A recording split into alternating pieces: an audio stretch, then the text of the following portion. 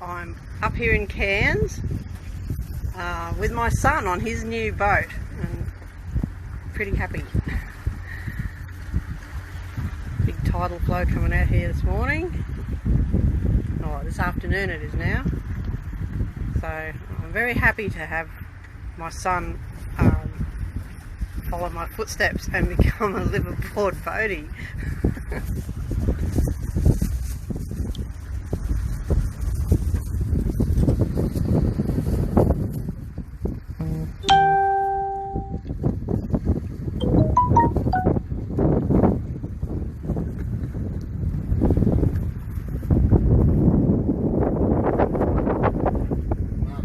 Beautiful day here. Nice and sunny. Lovely breeze on the water. It's really hot on land, but you get on the water, it's very, very nice.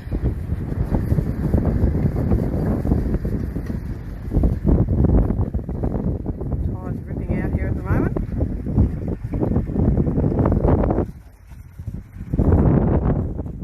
James cooking some feed.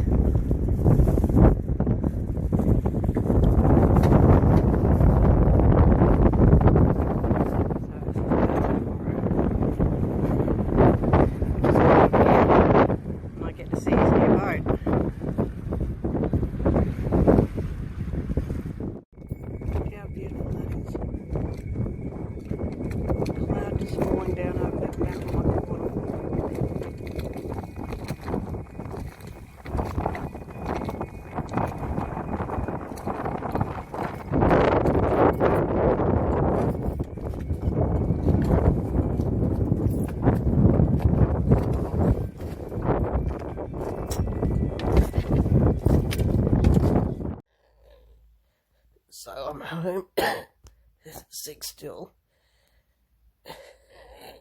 Supposed to go back to work tonight. Went to the hospital instead.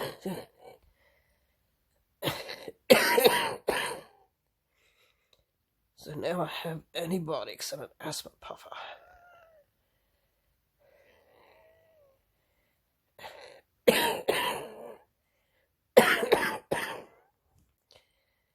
Sick as dog. I just stop wheezing.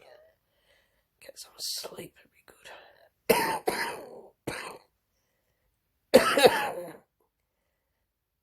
Anyway, I had all planned to go to work tonight,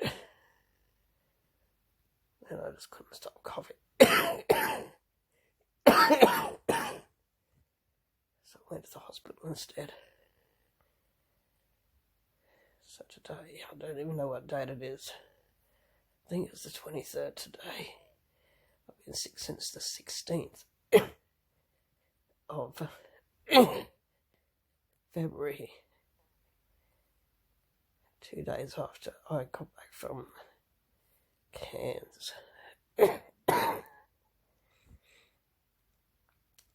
2 days after I saw Rick for the second time.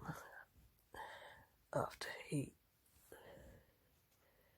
flew back from Europe. Anyway, it's not coronavirus.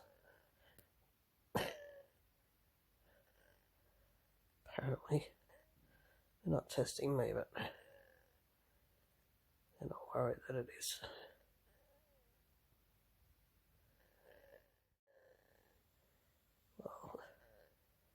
This is for anyone who thinks I should be at work tonight. I had planned to go. Went to the hospital instead.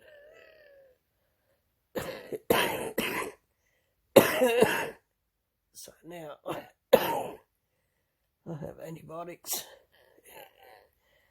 and an asthma puffer. So far hasn't made any difference to my wheezing. It's 1 o'clock in the morning.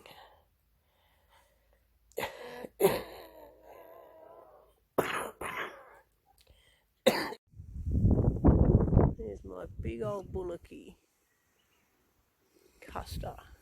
Big old bully Custer. Big old boy. Oh, just sitting here. Just sitting here in the paddock. Look at the size of his horns. I'll pull him out of his mum.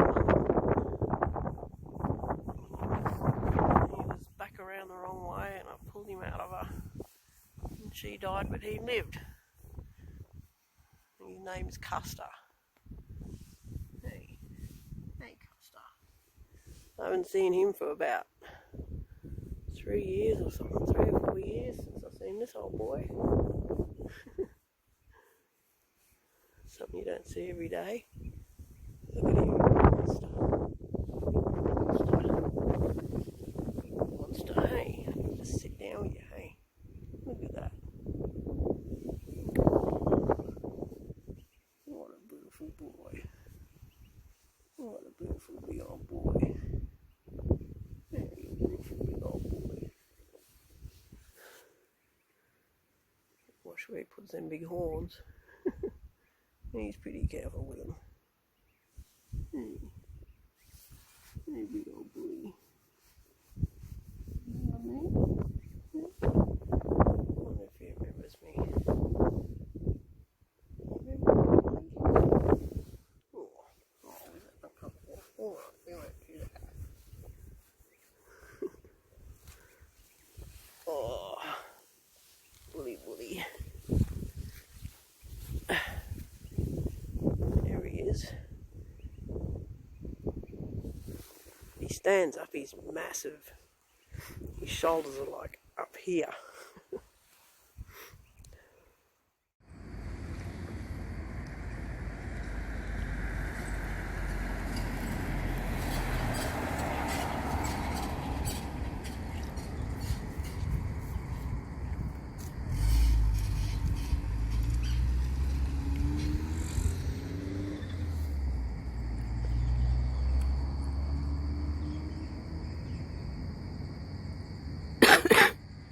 Big storm coming in.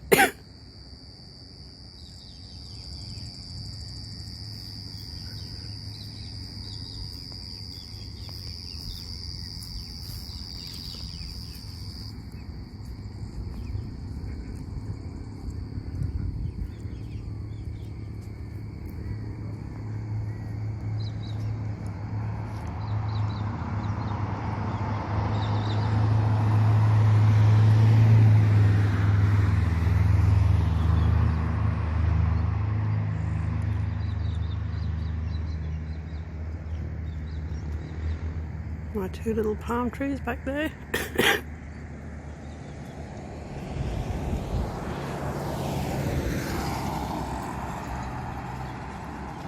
It's like a smacker of a storm out down Yamba way.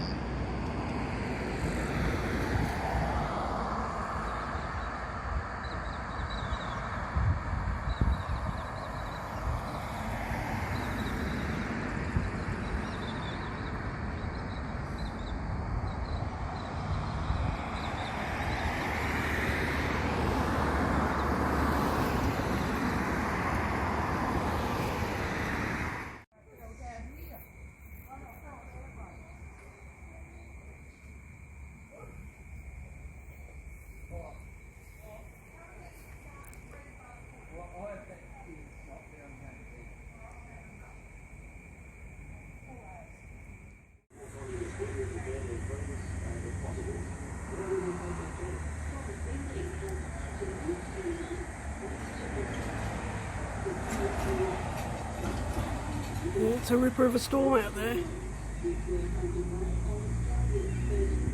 Hope your boats are okay. Very pretty from here.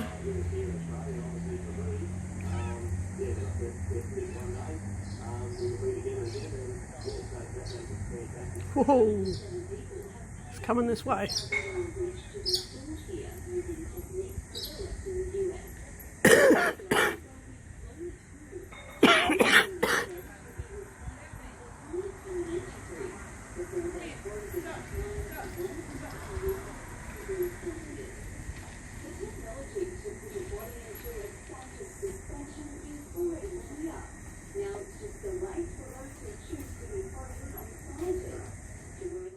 average death.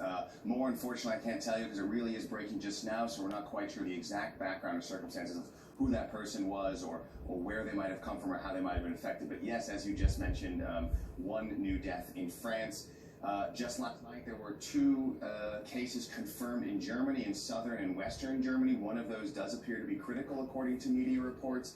These were men who have just come back from Italy, the region of northern Italy that's really on lockdown right now because Italy has become the new epicenter, so to speak, of the coronavirus outbreak. There's been a few hundred cases there that we know of, and that is what has health experts and health ministers around the European Union, really around the world, quite worried, because although, let's keep things in perspective, numbers are very low and deaths on a global scale and as a percentage of known cases is very low. No one can be quite sure just how many cases are out there. People have mild symptoms and not be reporting it. People might think they have the flu or other sicknesses and not be reporting it or might not be detected. And that's what has health officials really worried. Here in the European Union, the German health minister was in Rome along with other EU health ministers recently to decide on a common position and how to go forward now that the coronavirus is in Europe and appears to be here to stay. They've decided to not close borders so far, but right now at the European level it seems to be keeping to an information exchange only as the primary response to this point. So William, how are authorities in general across Europe preparing for this, given that unlike Australia, where we're obviously surrounded by the ocean, so it's a little easier to control, Europe, of course, there are open borders in densely populated areas. Exactly. You say that, you hit the nail right on the head. In Australia, it's quite a little bit easier to isolate. China as well is given its one-party rule, it's able to really lock places down, and what the government says goes. The European Union and Europe in general is a far different story. Open borders in the Schengen zone, that is a free border, free travel zone within the European Union. They've decided not to do anything about that, although some countries have implemented increased medical checks as people are coming back. Really, EU health ministers are saying, first of all, this is a very serious case, but there's no reason to panic. But also they're relying on individuals to self-isolate and self-report if they have any kind of flu-like symptoms, that be cough, sneeze, fever, any kind of respiratory problems. They're really asking people to not hesitate to go to doctors, go to medical facilities, get themselves checked. And it's a real question now of just how serious to take this. We saw in the 2009 swine flu outbreak, there was a lot of criticism that the world, global health officials overreacted. But of course the counter argument is if there wasn't that kind of strong reaction, maybe the disease would have been far worse than it actually was. And you need this kind of overreaction to get it at its source and to prevent a further outbreak. And that's what EU health officials are debating right now and trying to figure out just how big to go in responding to this crisis. Yeah, William, should this be declared a pandemic, is there any suggestion from European leaders that the borders will be closed? So far they're saying absolutely not. The Italian health minister said this disease, or disease in general, knows no borders, so it's actually kind of pointless to try to close borders. Austria tried to, or temporarily closed its border with Italy when the outbreak first happened over the weekend, but that was quickly rescinded. So there's no talk of closing borders, but there has been many sporting events, cultural events. Of course, Carnival, as you may have heard, in Venice, that's been canceled. There's even a big rugby match set to take place in northern Italy in just a few weeks' time. That's being called into question if that might get canceled. But again, as I said, unlike China, there's much more political pushback in the European Union. Sporting organizations, cultural organizations, they also have a say in whether their events get canceled or not, or postponed. So it's not just going to be some... I spent hours breaking into the shipping container, jagging up the corner so I could open the door.